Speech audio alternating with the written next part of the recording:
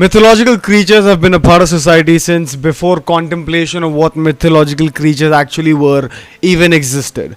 Mythological creatures have an affiliation with us in terms of our fantasy lands because we've only seen them in major movies. We've only read about them in certain mythologies. We've only come across any mythological creatures because of the sheer exuberance that they would put out, the sheer strength that was affiliated with their names. Their existence was at a time where humanity was by no means the alpha predator. But here we are today, so many generations later, where humanity is nothing but that, an alpha.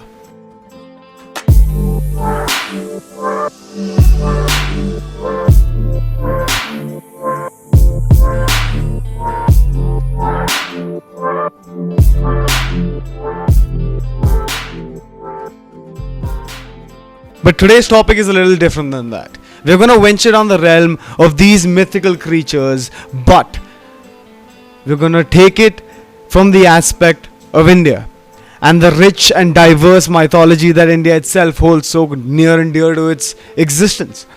India today has been a realm and a melting pot of so many different cultures and so many different stories. More than we can fit into one single episode without just absolutely losing our minds about what stood where and what was affiliated to what. The only thing that we need to know is take all of the mythical creatures that you thought you knew existed and double them. Those would be the count in India alone. India has been a land that has been rich in cultural diversity for a long time. As a matter of fact, since back in the day, India has always been known as one of the first civilizations, Hinduism being known as one of the first religions ever. But the creatures and their stories are diverse in terms of their existence throughout cultures, throughout religions, throughout timelines, and throughout perspectives. You can hear about the same creature being discussed across multiple perspectives, never to be able to put two and two together and find out that it was actually the same thing. But nevertheless, these creatures either used to exist once or they still hold a very strong place in people's belief that they will be risen from their so-called tombs when the time is right. Now, that's all iffy, but where it isn't iffy is when you look at sculptures in South India's temples. South India has been known for its richness in abundance of gold, in richness and abundance of very ancient culture preserved. No other place in the entire world except for Egypt perhaps can provide a contrast as similar to south of India. We've got huge temples with locked chambers that have been locked for millennia, and we are here today with no idea as to what is behind said doors. Could it be riches? Could it be remains of some creature that once existed? Your speculation is as good as any. But if we talk about a few in particular, we would come across certain names that have always loomed around the spectrum. Now, one of those very, very common creatures, and the first one that would come out of anyone's mouth would be Nandi. Nandi was affiliated to Lord Shiva, and she was supposed to be the only bull that could calm Shiva down no matter how angry he got. She is also known as the mother of all cows, and hence you can affiliate why cows are treated so sacred in this country. But there's another creature that's affiliated to Shiva, and that's the snake around his neck. Now they say that the 3 turns around his neck indicate the past, the present, and the future, and his head being to the right indicates the natural order of things, justice. But there are so many other creatures that aren't affiliated to the good. There's so many creatures out there that have been written about that was sheerly terrorizing the civilization. If they ever existed, they had a looming fear around their very name that drove herds of people away from their homes overnight.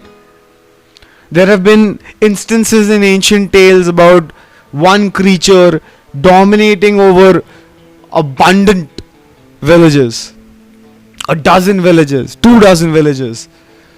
One creature completely diminishing the entire existence of these people, wiping them clean. Those that were left to survive were left to tell horrible tales. Tales that might hold ground, but might not. Bottom line is, there isn't enough proof out there except for the proof of conservation via art, that we can't really proclaim that these creatures did exist or they didn't.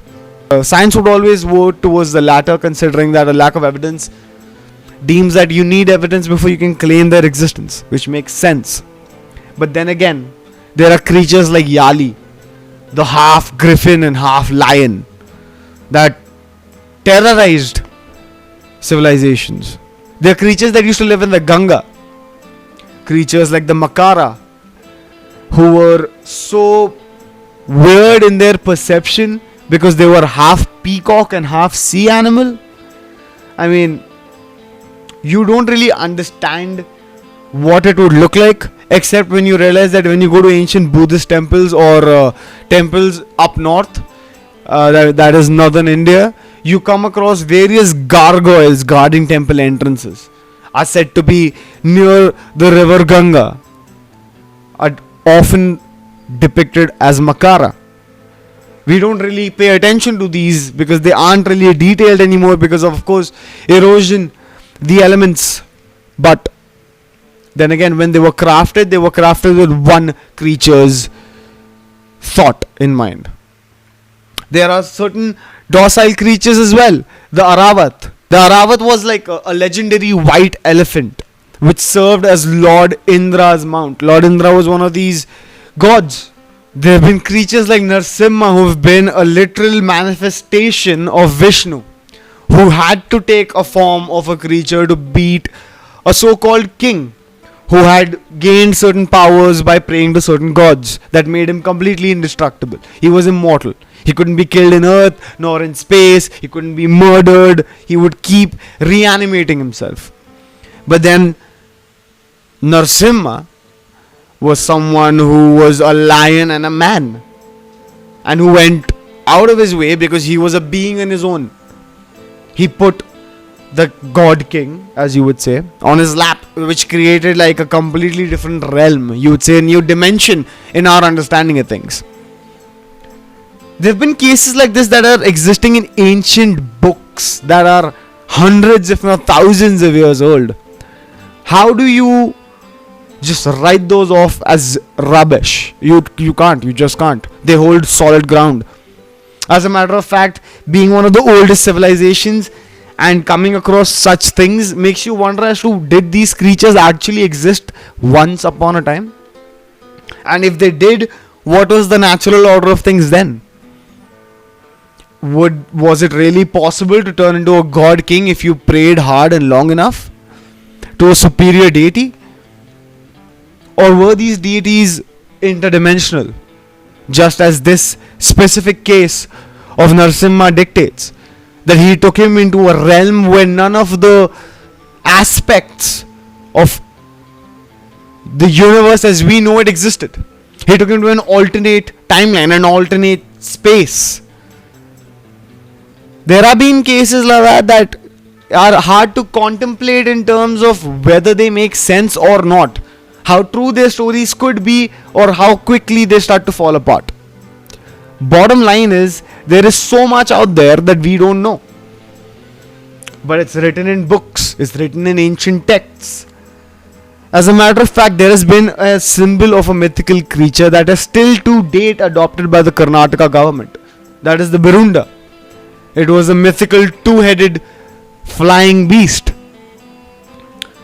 There have been creatures that have been existent throughout India's mythology that have held more ground than some of the other Western mythical creatures that were only created in terms of science fiction and movies.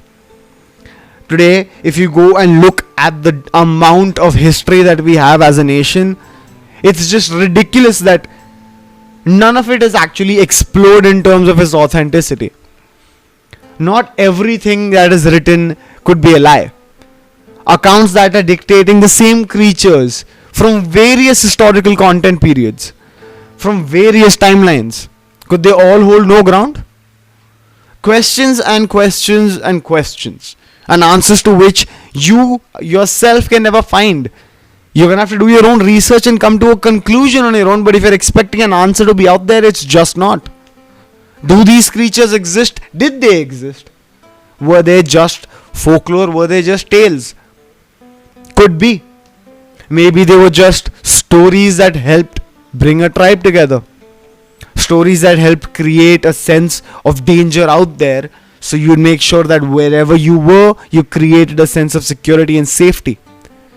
To ensure that the tribes people knew that they had to band together in order to stand a chance against these mythical beasts that existed. Could be a tale as old as time, just to make sure that humanity stood a chance against the outnumbering odds that we had against us. We never had huge teeth, we never had huge claws. We could never run 50 miles an hour, we could never leap. But we are the creatures that survived it all. And all because of contemplation, because of the ability to think and make logical choices. Reasonable choices. Choices that brought us to where we are. As a civilization, I believe it is our testament to ensure that we know who we once were, what fears we once harbored. Because as long as you don't understand where you came from, how do you expect to go ahead, returning the page with what might be next for humanity? Mythical creatures or not, the bottom line is this. There was a time where all of this was not far-fetched. There was a time where cases and stories of such beings existing was accepted throughout the spectrum. There was a time where, whether you want to call them gods or whether you want to call them deities from a different dimension, they existed. The proof is in the pudding. Learn how to make it. You might reach a conclusion that none of us have thought we would reach. See you guys in the next one.